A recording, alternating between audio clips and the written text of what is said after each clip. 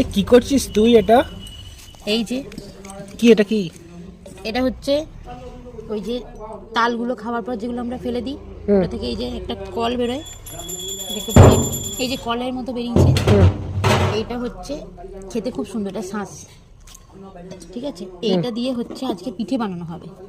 আচ্ছা, এটা দেখো, এটা দেখো, এগুলো খেতে খুব মিষ্টি হয়, শুধুও খাওয়া যায়, খুব ভালো এগুলো।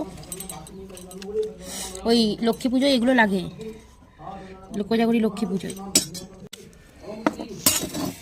এই যে দেখো তুলছি এটাতে, দেখো কেমন করে খোলা এটা হচ্ছে শাঁস, এটাকে এটা কিন্তু দেখতে খুব ভালো হয়, তাই না? হ্যাঁ একটু খেয়ে দেখো, ভালো লাগবে খেতে, খুব টেস্টি।